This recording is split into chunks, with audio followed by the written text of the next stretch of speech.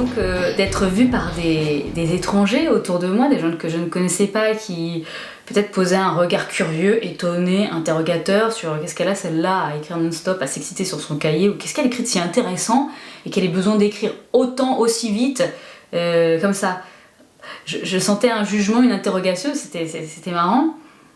Et je me dis, mais ces gens-là, quelle est leur vie? Est-ce que c'est des gens qui écrivent, qui ont peut-être la phobie de la page blanche, ou est-ce que c'est des gens qui n'écrivent pas, qui se demandent ce qu'on peut bien pouvoir écrire comme ça dans un train, qu'est-ce qu'il peut bien y avoir dans le cerveau de cette fille, qu'elle ait besoin là, d'écrire tout de suite, est-ce que c'est une lettre, qu'est-ce que c'est?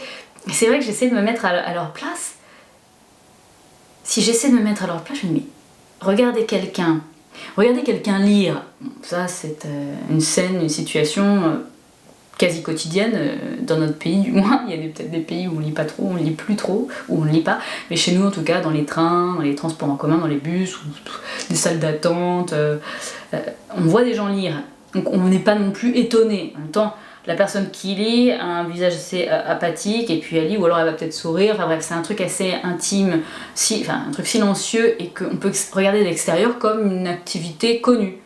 Mais l'écriture, voir quelqu'un écrire, après ça dépend la tête qu'il a, ça dépend le flux d'écriture, ça dépend l'énergie qui se dégage, mais c'est vrai qu'en fait je pense de l'extérieur, il y a une énergie beaucoup plus forte qui se dégage d'une personne qui écrit plutôt que d'une personne qui lit. Dans la lecture, même si elle est active, il y a une attitude un peu plus passive et posée et plus dans le recueillement, quelque chose de plus intérieur. Il y a aussi la question comment la personne tient son stylo, hein. Comme ça, comme ça, comme ça. Ah, j'ai connu des gens qui écrivaient comme ça, enfin bon, quel est le stylo, quel est le papier, puis pour peu que la personne voit un peu l'écriture, et essaie de déchiffrer, mais en fait n'arrive pas à déchiffrer. Moi je sais que parfois j'écris tellement vite, même pour moi c'est difficile à relire, donc j'imagine quelqu'un qui jetterait un œil de loin pourrait se demander vraiment les idéogrammes que je suis en train de tracer. Et oui, disons qu'il y a un observateur qui regarde quelqu'un en train d'écrire, ça doit raconter plein de choses. Ça, oui, ça peut intriguer.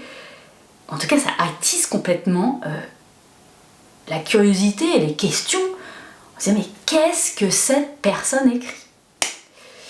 Et voilà, évidemment, parfois, je pense que les gens seraient bien déçus de lire ce que j'écris, parce que parfois, il n'y a rien, en fait. Hein, c'est l'expression du vide. Et puis parfois, il y a des petites anecdotes, je pense que ouais, ça pourrait être sympa à faire lire à des lecteurs.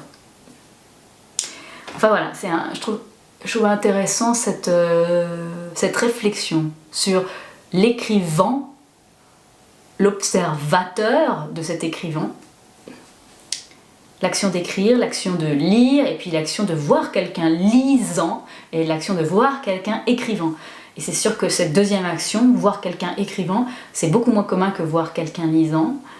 Je me demande si un jour dans le futur, il y aura plein de gens comme ça qui seront en train de lire toujours, j'espère, et aussi d'écrire tous, là, parce qu'on là, dans les trains, dans les métros, dans les salles d'attente, à l'arrêt des bus. Les gens seront là en train d'éjecter, rejeter, exprimer tout ce qu'ils ont en eux. Ça peut faire du bien, ça peut faire du bien. Ça fait du bien, c'est sûr. Ouais, ça c'est les vertus thérapeutiques de l'écriture.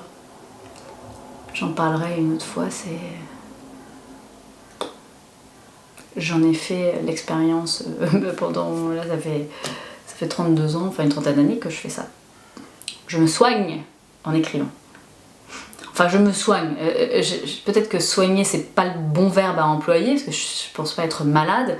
Disons que je préserve cette santé, cet équilibre grâce à l'écriture. C'est certain. C'est certain. L'écriture m'a bien souvent sauvée sauvée pour m'aider à retrouver un certain équilibre, m'a apaisée, a fait sortir des émotions qui avaient besoin de sortir, et je les ai confiées au cahier, et je me sentais mieux après. Comme quand on va à la gym et qu'on fait un bon elliptique pendant 20 minutes, ou qu'on court sur un tapis, ou qu'on tire des poids, des machins, et qu'on sue un bon coup, qu'après on va aux toilettes uriner aussi, qu'on fait partir les toxines, ou un bon footing, après on se sent mieux. L'écriture, ça a cette même vertu. Ça fait suer. Ça fait aussi pleurer, parce que la vertu des larmes, c'est quelque chose, quoi. Les larmes, c'est la sueur des yeux. On a besoin d'éjecter ces toxines, d'éjecter tout ce dont on n'a pas besoin.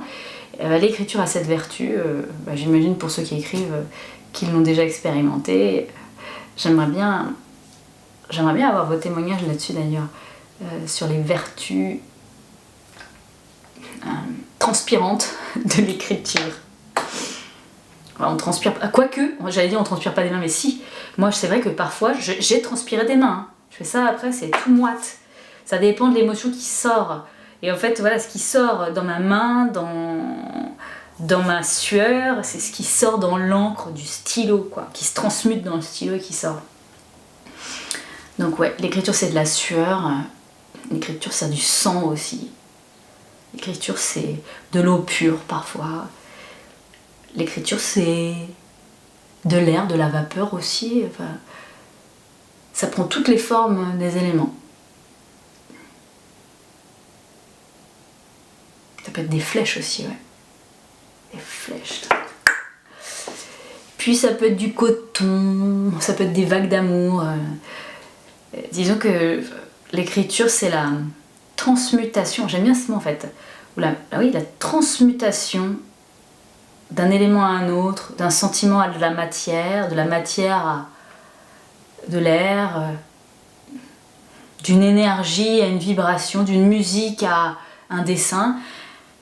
C'est la transmutation d'un élément à l'autre.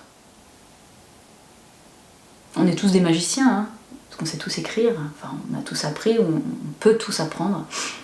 Donc ouais, je pense que écrire, c'est faire l'expérience de la magie. Ouais. Ouais, c'est ça. Donc je m'entraîne, moi, à être magicienne depuis longtemps. Je savais pas hein, au début que c'était de la magie, c'est maintenant, maintenant que je me rends compte, hein, là je vous parle maintenant, après une trentaine d'années d'expérimentation, de pratique. Ouais, je réalise à quel point c'est de la magie. Et bah oui, j'écris. Et vous, est-ce que vous écrivez? Je vais me rincer parce que ça commence à coller.